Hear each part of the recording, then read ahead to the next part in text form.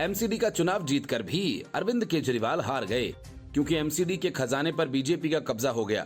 वजह ये कि दिल्ली हाईकोर्ट के फैसले के बाद दिल्ली नगर निगम में स्टैंडिंग कमेटी के 6 सदस्यों के चुनाव का परिणाम घोषित हो गया, जिसमें आम आदमी पार्टी के 3 और 3 बीजेपी के सदस्य निर्वाचित हुए।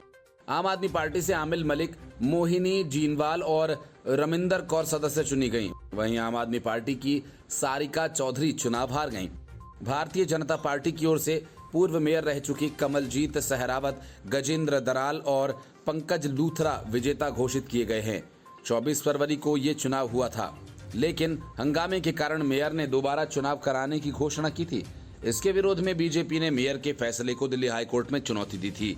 हाईकोर्ट ने अपने फैसले में दोबारा चुनाव कराने की मेयर शैली ओबेरॉय की मांग को खारिज कर दिया था। साथ ही मेयर को आदेश दिया गया था कि पहले के मतदान के आधार पर ही चुनाव परिणाम घोषित करें। इतना ही नहीं, जिस वोट को मेयर ने रद्द घोषित किया था उसे भी वैध वोट माना जाए। दिसंबर 2022 में दिल्ली नगर निगम चुनाव परिणाम आने के बाद मेयर, डिप्टी मेयर और स्टैंडिंग कमेटी के 6 सदस्यों के चुनाव को लेकर भारी बवाल मचा था। सुप्रीम कोर्ट के आदेश पर मेयर और डिप्टी मेयर का चुनाव आपके पक्ष में जाने के बाद स्टैंडिंग कमेटी के सदस्यों का चुनाव कराने को लेकर भी आप और बीजेपी के बीच लंबी सियासी खींचतान चली। इसको लेकर सदन में भारी हंगामा मचा। मेयर ने दोबारा स्टैंडिंग कमेटी चुनाव को कराने का फैसला लिया।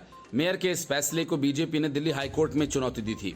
दिल्ली हाईकोर्ट के द्वारा एमसीडी मेयर से संपन्न मतदान के आधार पर ही चुनाव परिणाम घोषित करने का आदेश दिया।